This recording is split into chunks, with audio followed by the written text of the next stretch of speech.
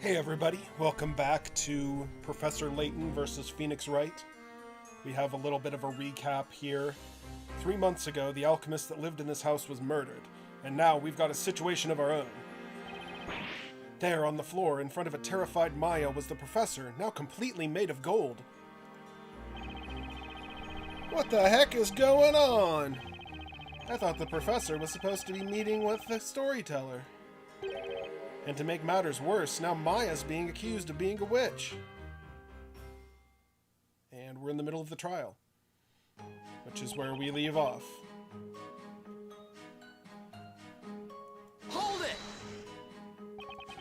You're talking about Mr. Belduke's murder, which took place in a locked room?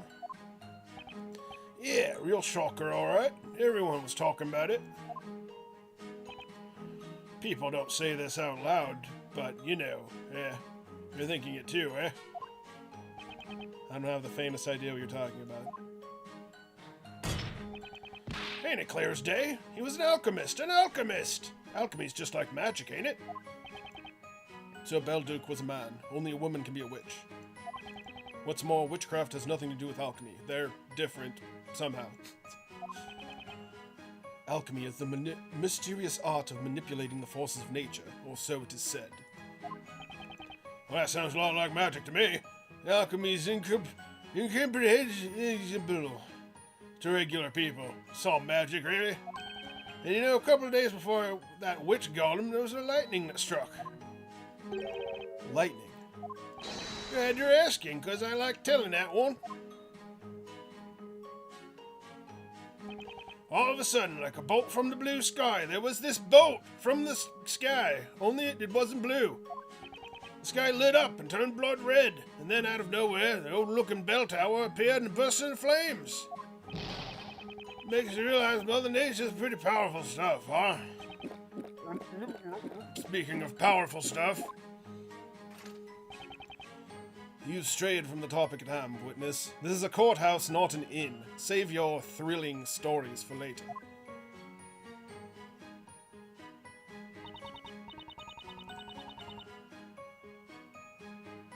Hold it! Did you actually see the familiar? Oh, dearie, dearie me, no, I did not. When that boy opened the door, the familiar had just disappeared. Had the boy opened the door sooner, no doubt we all would have seen it. If he were my student, I would have made sure not to teach him not to dilly-dally. Sounds like Luke's pissed. Hang on! Is everything alright, Luke? You seem to be deep in thought about something. No, it's not right at all. I have perfect attendance. Is there something in Miss Primstone's testimony that you'd like to comment on? That's what I keep telling you. The professor wouldn't point a knife at anyone. Dearie, dearie me, what an impertinent child. I'm telling you, I saw a knife. I distinctly saw the glint of a sharp blade. Objection! At any rate, as we can see now, the victim's arm is missing. As such, there is no proof that he had a knife. Objection! That is but a mere detail. Matters not. A mere detail? Matters not? Oh my. Anyhow, I wonder, what could that missing arm be? Yeah, that ought to be looked into.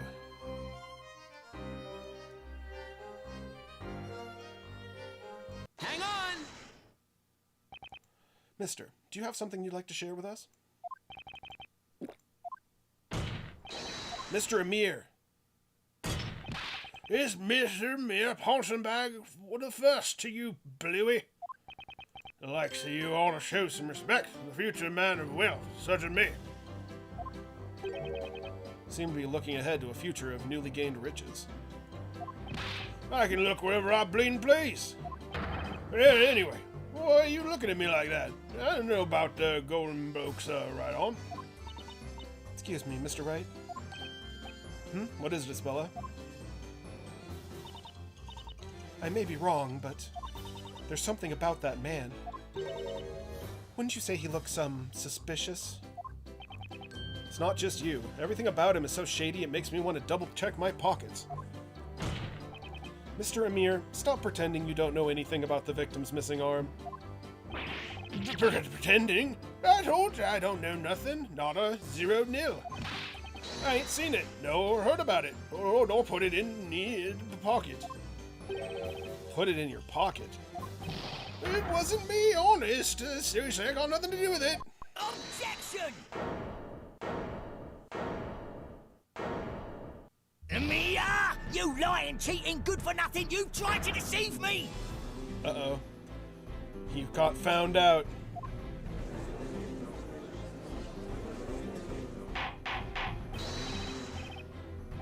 Order! Who is that person? You want to know who I am? I'm Price the pawnbroker. And this man is a shameless cheating bum. He had the nerve to lie to me. Well, what did he lie to you about? I'll tell you, on the day of the crime, Amir came to my shop. He waltzed up to me saying he'd got his hands on a superb work of art, rare as gold dust. I think I know where this is going. That work of art, could it be? I've got it right here.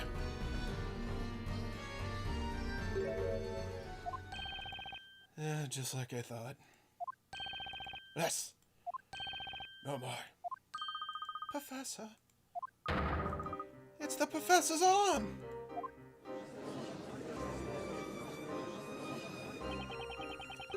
It's pure gold, exquisitely crafted. It was entitled, Towards Tomorrow, or something like that. I'd never seen a piece of gold so fine before. And so, suspecting nothing, I paid that rascal a rather handsome sum. Who would have thought? And what am I hearing now? That it was a human arm, no less? You, sir, are a monster! You're as bad as a witch's familiar yourself! I didn't know it was his arm, I swear! When I saw it, it was already like that! What do you mean? I was last to the scene, it caught me eye right away. That golden arm pointing up at the ceiling with such optimism and authority. I thought it looks like it was showing me the way to a better, brighter, richer tomorrow. To me, it was a work of art, a precious one at that. And then it found its way into your pocket, and you pawned it. You mounted it on a crude stand, gave it a tawdry title, and passed it off as some kind of a sculpture. Don't try and look away from the truth now. Darn it, I can look wherever I down, please. I'll look away from the facts and forward to the future. Always look on the bright side. That's a mere punching bag's motto. Seems like a lot of people have that motto.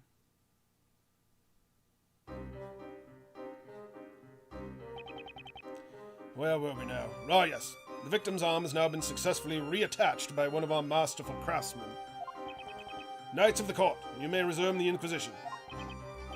At least one thing's clear now. As everyone can see, the victim definitely was not holding a knife. Oh, dearie me. Seems I may have been mistaken after all. When you think about it, the victim had already been turned to gold when we entered the room. According to witness testimonies, that was the case, yes. Well, then I'm sure you'll concede that it was easy to mistake that glittering pointing finger for a knife. Indeed, the victim's finger has a glint to it resembling that of a sword's edge. Such a sense of power and intensity. It's enough to send a shiver down the spine of anyone being pointed at. No puzzle is a match for the power of Professor's pointing finger. Guess no one remembers I'm known for pointing like that, too.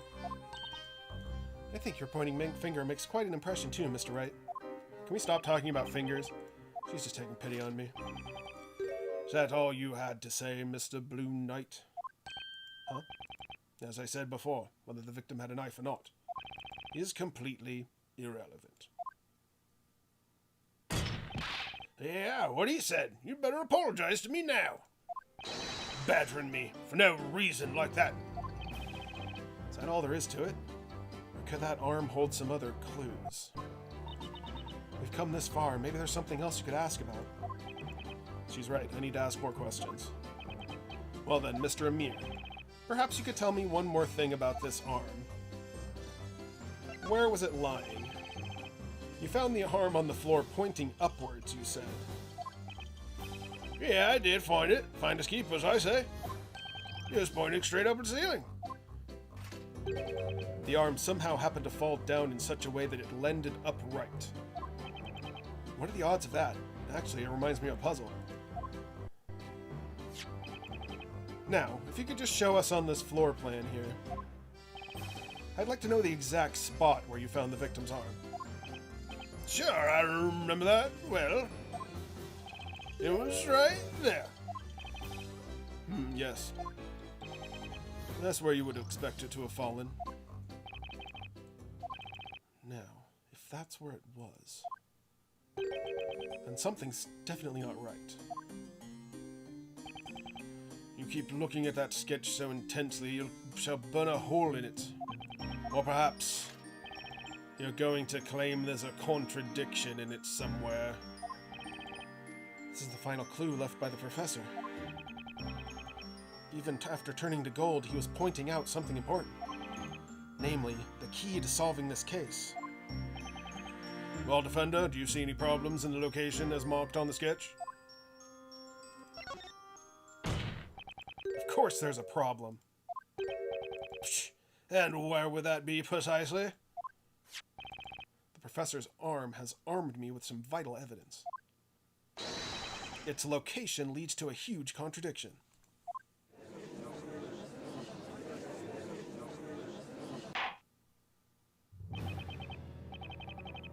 In that case, why don't you enlighten us and show us this so-called contradiction? What contradiction does the victim's arm create?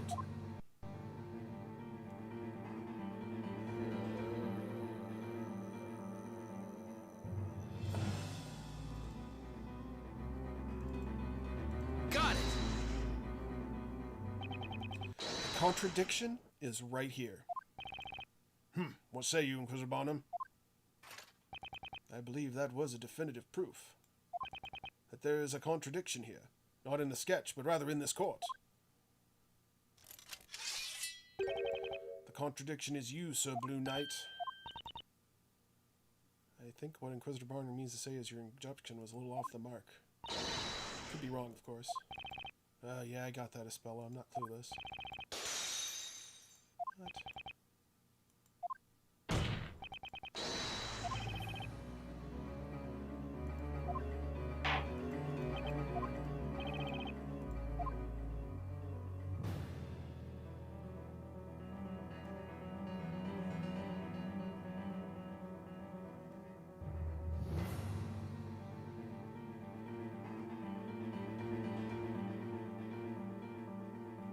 Is it the staff?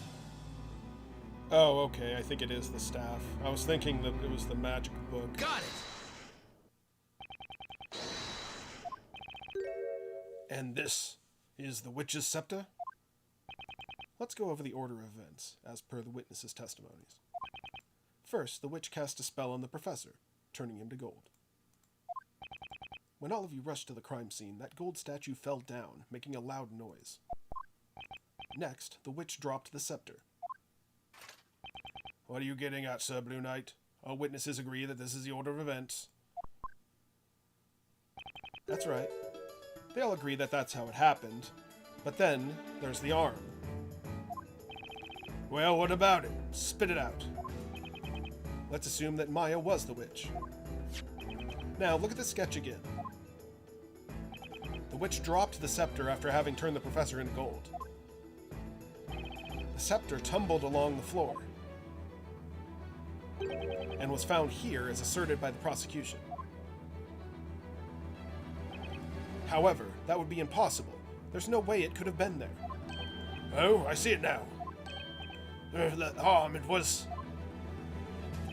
I'm glad you seem to have noticed. The victim's arm was on the floor right here, standing on its end. Therefore, the scepter couldn't possibly have fallen that way. Ergo, it couldn't have been the defendant who dropped the scepter. In other words, Maya is not a witch. Ugh.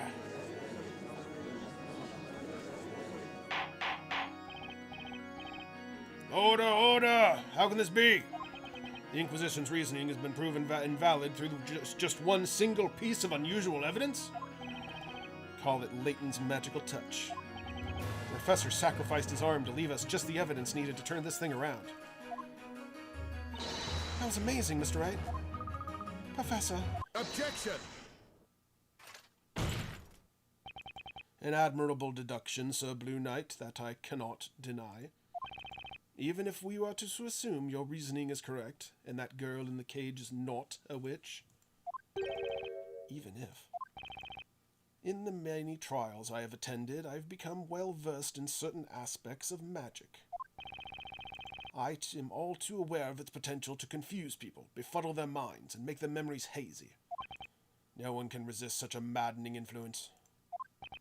What are you trying to say, Inquisitor? The scepter could not have tumbled across the floor if the arm were in its way. However, can we be sure that where the arm was? Are all of the witnesses able to confirm its location at the time? Objection! We've heard what they had to say several times now. They agreed that the scepter fell after the victim fell over. Objection! And yet, no one actually saw the scepter being dropped. Witnesses, think back to that incident once more. Did the golden statue fall over first, or did the staff fall before it? Think carefully about what you've seen and heard. Everything hinges on your testimonies. May your words guide us to the truth and decide the fate of this caged witch.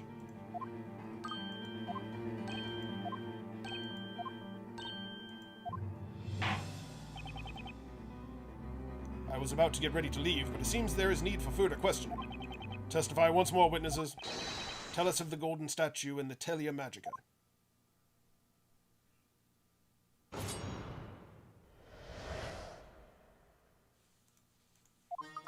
I was only focusing on the professor, so I don't remember much else. I don't know. I got there last. Besides, that thing was glidden and glittering away, so I couldn't see much else. Bewitched by love or beloved by a witch, the poor cove knows not which is which. Dearie me, I remember. How obvious it seems now. The staff was dropped before the statue fell over. Well, wait a minute. What you all said just now is totally different from your previous testimonies. Sir Blue Knight, you are starting to notice it now, aren't you? That is the way of magic. Such is the effect this black art tends to have upon those who witness it. The witnesses are not lying, but simply having trouble remembering the truth. What a convenient excuse. Confronted with magic, their brains turn to mush, huh? It's like how Alex Jones couldn't remember his kid's names in court because he said he ate a big bowl of chili. It's the property of the big bowl of chili. Ever since our ancestors drank from the fountains of wisdom and obtained the capacity for reason, witchcraft has been the one thing to remain incomprehensible, even to the most intelligent of us. Nevertheless, the onus is on us to stand up against magic and pass judgment on these witches. And so here we are, doing battle with the weapons of the wise, words. And with words we shall pass judgment upon this supposed witch. Defender, you may begin your interrogation and help us arrive at the truth.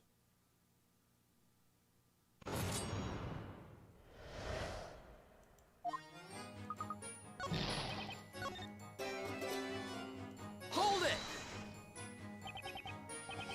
Would you mind translating your song into plain speech? I shall simplify it once more just for you, esteemed knight of the court. First of all, let's talk about love. It is a pretty neat slant rhyme for cove. A cove is a slang for chap, you see. Whatever you say. Then we have the word witch, which is homophone witch. Oh, right. Next, we have the delightful consonants of beloved and bewitched. It is ultimately a song about confusion. I'm confused. To be honest, there's nothing more to it. It's merely an artistic expression of my feelings. So it's got nothing to do with the case, does it? I am well of melodious words and poetic music. That is my only claim. Oh, dearie, dearie me. Hang on! Luke, would you like to say something? Oh, sorry. Guess I spaced out a bit. What was it, Miss Wright? You seem to be thinking pretty hard about something during Mr. Birdley's testimony just now. Is there something you would like to share with us? Well, I've been thinking about what Mr. Barnum said a while ago. What was that exactly? That humans who witness magic become confused and lose sight of what's real. And they end up not knowing what actually happened. Well, I was thinking Mr. Barnum might be right. And then it occurred to me that there might be a way. I mean, we do have with us a witness who isn't human.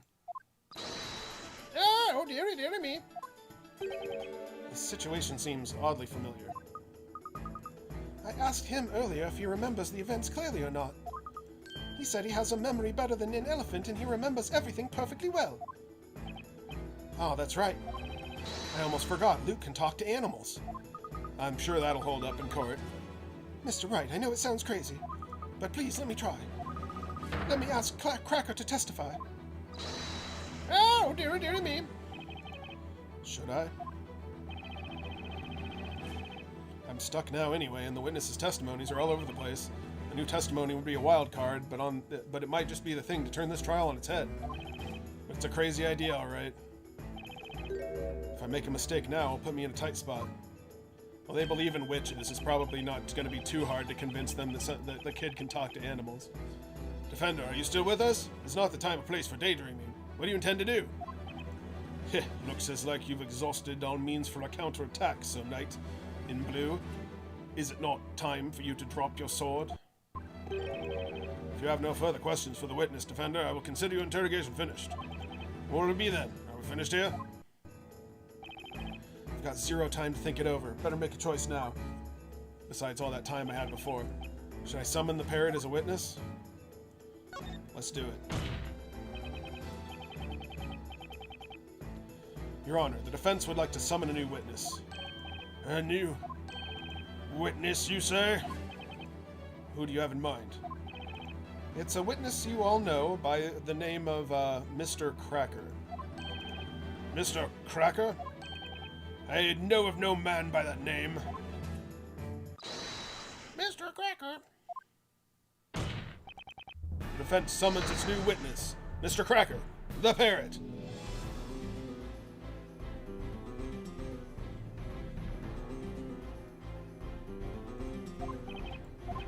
A parrot is a witness. Objection! This is the witch's court. Joking around will be considered contempt of court. Objection! Mr. Cracker witnessed the crime. He saw it happen, and he heard it too. He's as valid as a witness as the others. Objection! No, no, no! That bird is nothing but a pet animal. Referring to it as Mister will not change that. Objection! Humans are confused by magic, to the extent that they lose sight of what's real. That's what you yourself said, Inquisitor Zacharias Barnum. Objection! Calling me by my full name does not help justify such brash foolishness. The Inquisition is against interrogating a parrot. By the way, kind sirs, I suppose you should know that my dear companion never forgets a sound he hears. He remembers everything he hears, huh? It's definitely worth asking Cracker to testify. The court sees the situation as follows. The witnesses' testimonies do not hold together. In fact, they are as erratic as the Bard's songs. I cannot see this trial getting any more confusing. Very well, the defense may summon this avian witness. You believe it? What's up with Mr. Blue Suit summoning a parrot as a witness? Summoning? What does it mean now? A familiar was summoned? By hook or by crook, I'll do whatever I can to save Maya. Be it summoning a parrot or a familiar, whatever it takes, within the boundaries of the law, of course.